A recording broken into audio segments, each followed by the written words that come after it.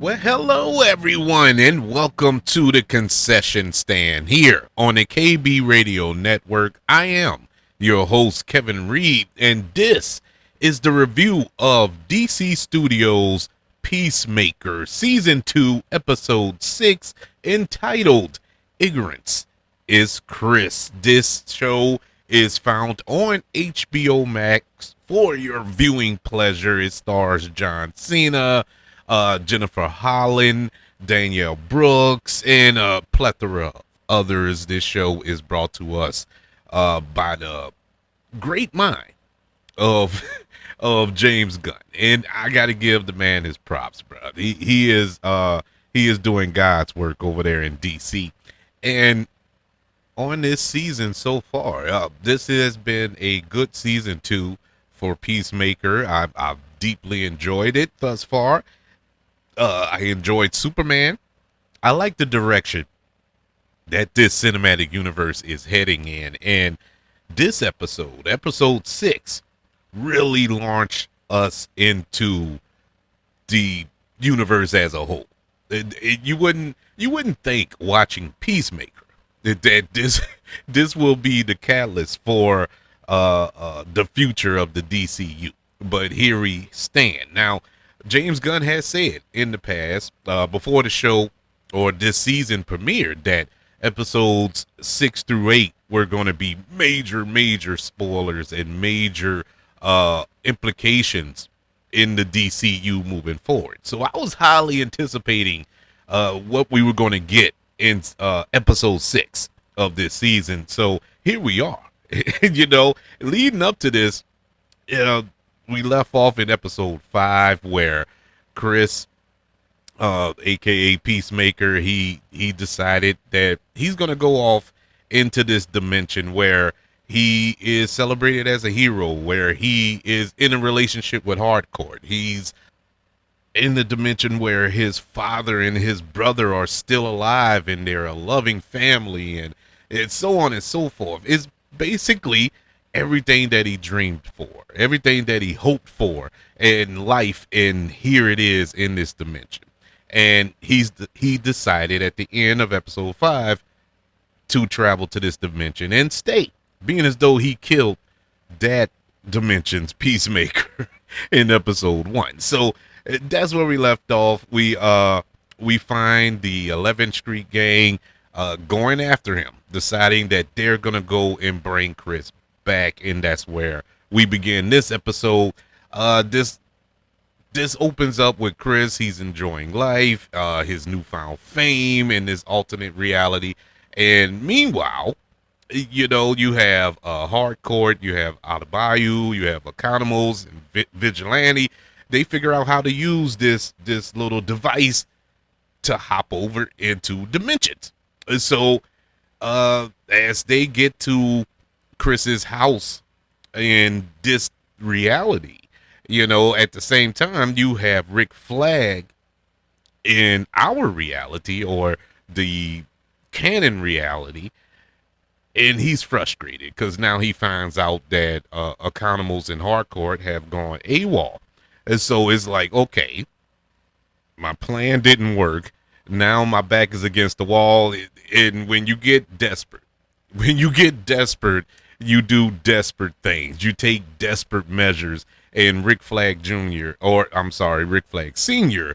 Does that in this episode that we're going to touch on in a few minutes. But I just want to say that it felt good to get confirmation on a theory that not just me, but a lot of fans of Peacemaker have had this season. In this dimension, this was the whitest dimension on Earth. You didn't see not one black person, Asian person, nothing. You hadn't seen any people of color in this dimension. Normally, it's something that's in the background you really don't pay much attention to, but as they kept hopping over, or Chris kept hopping over into that dimension, it started to really show itself more. It just didn't seem right.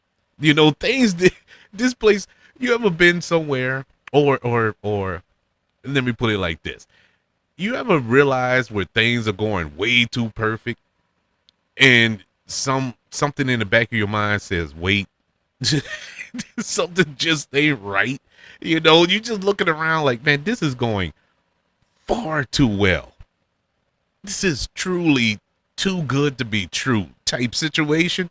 That's where we at with this. It was just too perfect for Chris. Too perfect.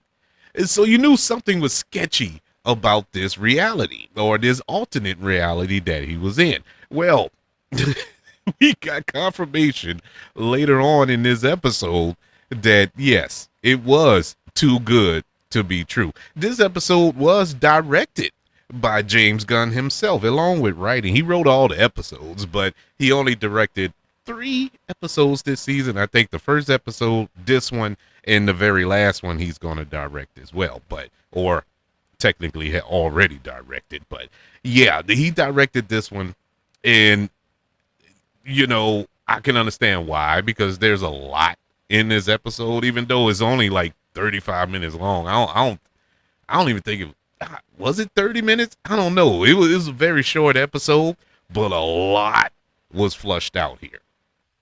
Just to hop back into the episode here as we recap. Okay, the 11th Street Gang, they decide that they're going to open the door. They're opening the door. All the while, Vigilante, who has kind of taken a back seat this season, been more of a comic relief, at least more than he was in season 1. He was the comic relief, but he was still Vigilante. This season so far has been nothing but comedy. I'm not complaining because he's funny. He's been hilarious this season. I've enjoyed him, but I'm still fiending for Vigilante to go full Vigilante at some point this season. And it looks like it's coming soon. It looks like we're about to get it very soon. But he is obsessed with going into this reality and finding another version of himself. He wants to find another version of himself so bad that his love for Chris has taken a back seat, something that I never thought I would witness on this show. But his obsession with finding the alternate Vigilante has taken a hold of him, and he is full in on it. So they walk through the portal. They come across that alien thing that's throwing away these cat looking things. I don't know. It's random as I don't know what, but it's James Gunn. It's not random. I don't know what it's setting up, but it's not random. But they run across that thing. They do find the door that our Chris went in. They enter, and Harcourt, as they all ventured through this house here, they just in one room in the house, and immediately they knew, like, oh, well, I understand why he stayed. It's so much bigger and grander and upscale that none of them has experienced in our reality, or their reality, I should say. And so they looking around, looking at the trophies and the keys to the city and all this other good stuff, and they're like, oh, no wonder he stayed. And then our Harcourt discovers the picture of Peacemaker 2, I'll say, I guess, and Harcourt number 2, and it dawns on her, her saying it without saying it, like, okay, I see why. That's why he wants to stay here, to be with her, or me, her, or whatever. And just then, Chris's brother comes in and sees Harcourt, and he think it's their Harcourt. So he's explaining it to her, like, wait, I thought you was with Chris. I thought y'all went to Argus and blah blah blah. And it's just that awkward conversation where she's trying to act like she know him and this, that, and the third, and it was just awkward, but it was funny. It was acted really well by Harcourt and not Harcourt, but well, the character Harcourt, but Jennifer Holland and David Denman. who plays the brother. I thought that was a cool little scene. And so he offers to bring her to Argus and this, that, and the third. So she agrees, much to the dismay of Adebayo and Economos and Vigilante. They're like, what are you doing? What are you doing? And so she goes off with Chris's brother. So uh, leaving them behind. All the while, you have Vigilante still obsessed with finding his alternate self. He ventures off to go find his alternate self. And so now you're left with Adebayo and Economos. They're in the house. Eagly pops up, destroys the kitchen, eating the food and whatnot. And so they're cleaning up, and Adebayo decides to go take a walk, just to get out the house before she goes crazy. She decides to take a walk, and I'll leave that part right there. We'll come back to that later. But we go to the Rick Flag of it all. I can't contain it no more. Rick Flag, he asked to meet with an inmate at Belle Reeves, and we know that Belle Reeves is a known DC Comics staple. It is the prison of DC Comics. There's Arkham and there's Belle Reeve. Those are the two biggies in the DC universe in comics. And so he goes to Belle Reeves.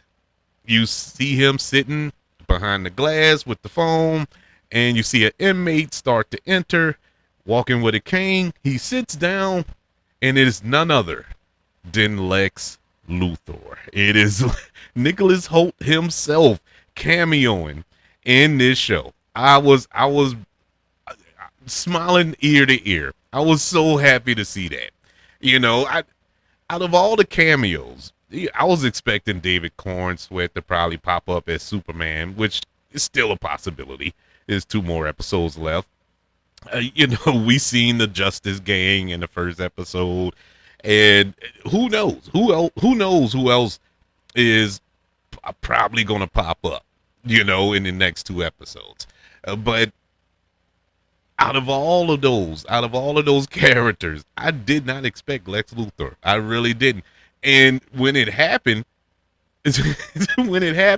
common sense came in. Like, of course you would go to Lex Luthor. We leaving from Superman, he created a pocket universe. And so who else would know about pocket universes but Lex Luthor? And it was like, okay. Why didn't I think of that? I'm pretty sure all of you listening, I'm gonna give y'all all the credit in the world, because y'all probably knew that. I didn't. I didn't put 2 and 2 together. I really did. It blew my mind. I was so happy to see him, and it's even more exciting to watch a version of Lex Luthor that curses and talk about people getting sodomized, or these metahumans sodomizing people in prison. it is something. It is something to behold. I don't know why I needed that in my life, but for some reason, they brought me joy just to hear that, because who would have thunk it? I would imagine Belle Reeves is like any average prison, where that stuff takes place. So just because it's a metahuman prison don't mean that it doesn't take place.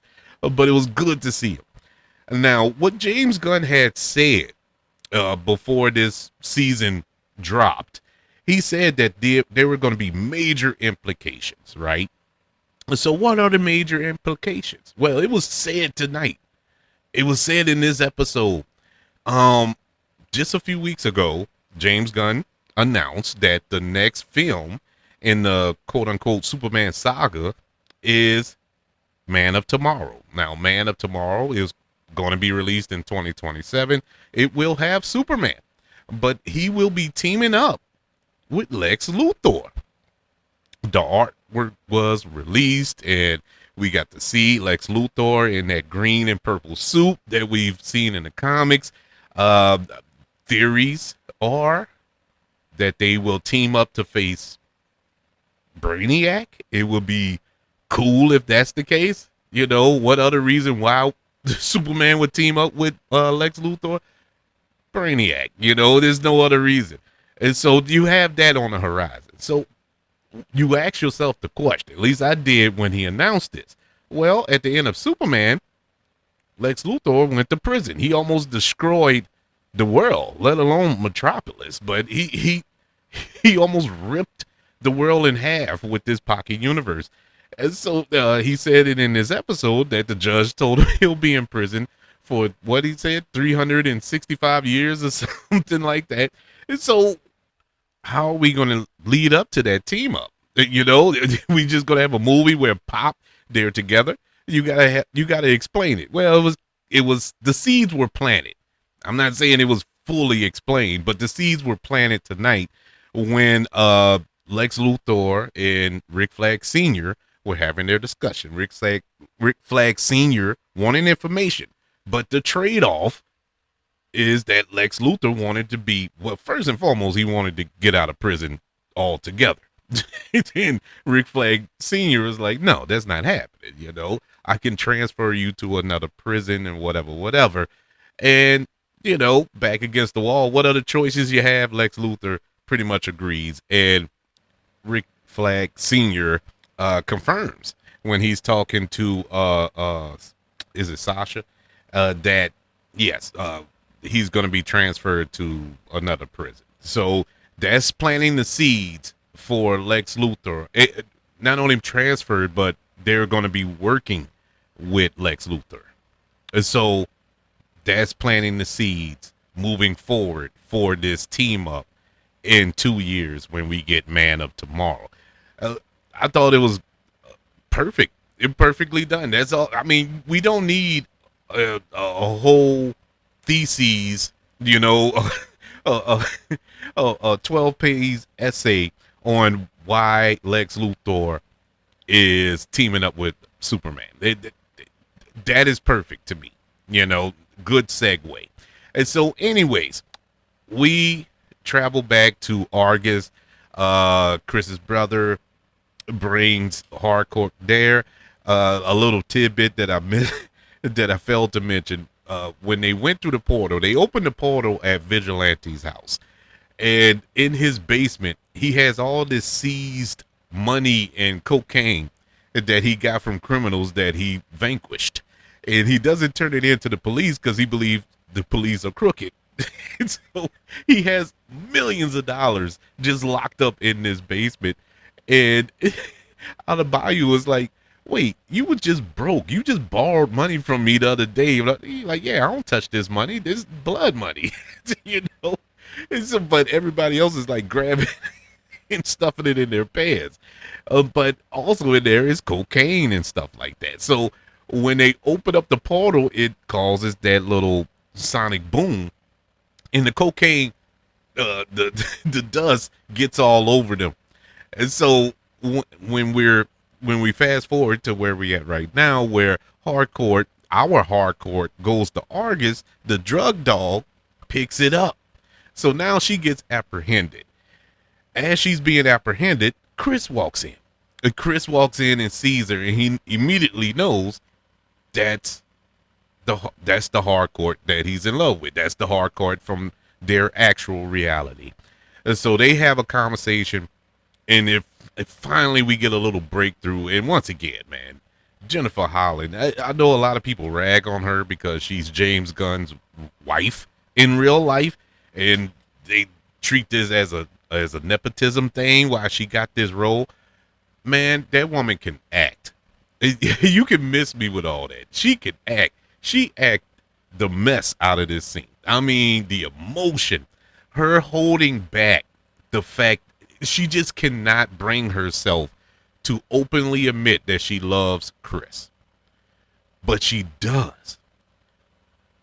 At the same time that she does it. It was a way that she did. She confessed without confessing. You know, when Chris said, I love you, and she pulled a Han Solo and was like, yeah, I know.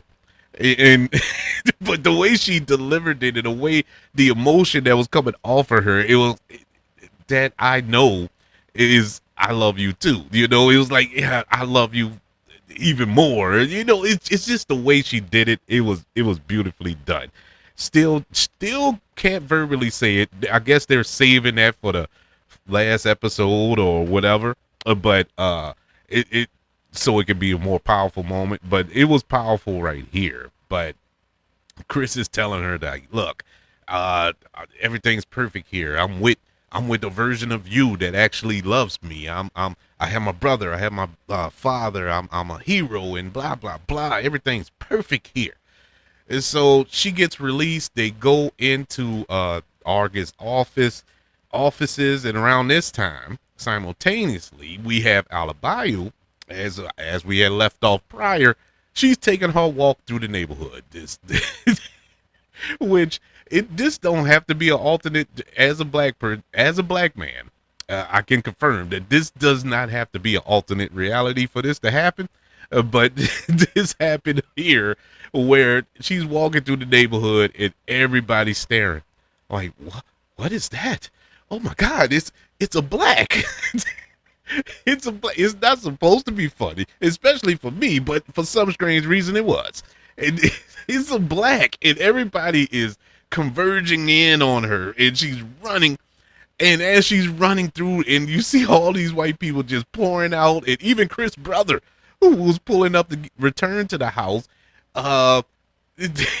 she starts running.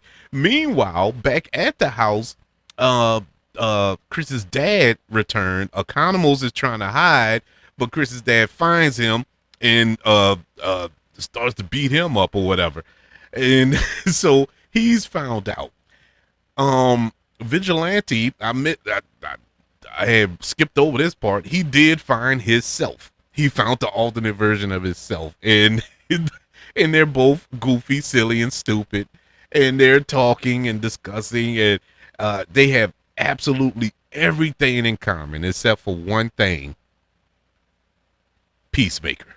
And our vigilante says that Peacemaker is his best friend, whereas the vigilante of that universe, that's his sworn enemy. That's his arch enemy. And we start to get it all together at the same time.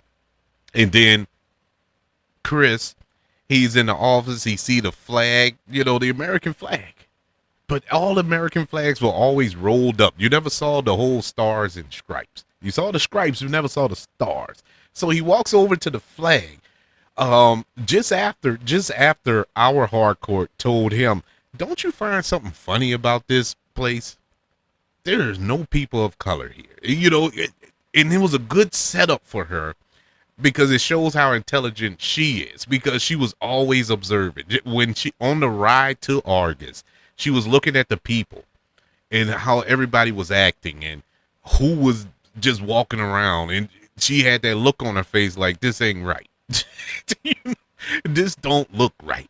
And so she tells Chris, like, this ain't right. There's no people of color here. And he picks up the flag and unrolls the little flag. And where the stars are supposed to be, we get a swastika. And it was confirmed that this was a Nazi ran universe where I guess the Nazis won. And so they took over the world. And Harcourt tells him that, this is the perfect world that you want. This is where you want it to be. And so this all confirmed that what everybody was thinking, that this was not a normal place to be. And that's how the episode pretty much ends. This was an awesome episode because we're steamrolling to the season finale. I think 2 episodes remain, and there's a lot here. It's a lot here. It took a while to get here, I will say. Maybe a little too long to get to this point, but we did get here. But it looks like we're steamrolling to an exciting end to this season. I'm excited. Next week's episode, at least the trailer for it, it looks like we're gonna have another surprise. They didn't really show this big guy here that's supposed to be coming after Peacemaker. it's going to be interesting. I'll just put it like that. This is going to be really, really interesting, and I am super excited. This was a good episode. Good to see Nicholas Hoult reprise the role of Lex Luthor, and what more we have in store for that character. This is good stuff, man. I love world building, and this is what James Gunn is doing. He is building a world. In this case, a multiverse, and I am here for it, man. This is exciting stuff. You would think this is a singular story, even though there is a singular story here, a main story that you're following, but on the outskirts, you have all this other stuff going on, and that's what makes comics so exciting. That's what I loved about reading comics growing up. Uh, the little side quests and stuff like that, the little issues that you don't need to read to follow the main storyline that's going on, but it helps. And this is that. Now, my only pushback is there are those who watch just watched movies. That Marvel has that same problem. Marvel movies, people just go to watch Marvel movies. Half of them don't have Disney Plus, so they didn't watch WandaVision. They didn't watch Falcon and the Winter Soldier and Loki and all that other good stuff. They didn't watch that, so they weren't really understanding what was going. Like Miss Marvel, not too many people watch Miss Marvel, and so when the Marvels came out and you had this girl who was fighting alongside of Captain Marvel, you're like, who is she? And the same thing with Photon. She was from WandaVision, so you're like, who is she? You had to watch the TV shows to know who these characters were. And a lot of people were kind of thrown off by that. And I think that's why, well, at least one of the reasons why Marvel is suffering right now.